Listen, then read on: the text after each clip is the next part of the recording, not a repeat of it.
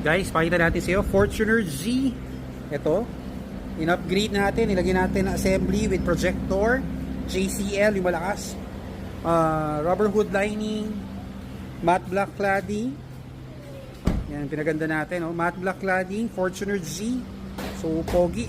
You can check out, rain visor, auto folding, and sequential lights. So, yan, naka-sequential lights, version 2. Auto folding, nilagyan na rin natin siya. Tignan mo yung projector. Mahina yung mga ilaw ng mga Fortuner. Tapos yung G, wala pa siyang fog light. In-upgrade natin ng projector. So, napakalakas yung mga may Fortuner G model. Tapos ito, nilalagyan natin siya ng Ultra HD camera. So, yan yung malinaw nating camera. LED interior, black liner, full matting, door seal, steering cover, noise reducer, rear seal, black garnish set. Check nyo. So, tinatapos na natin siya. Ito sa ilalim, napakaganda.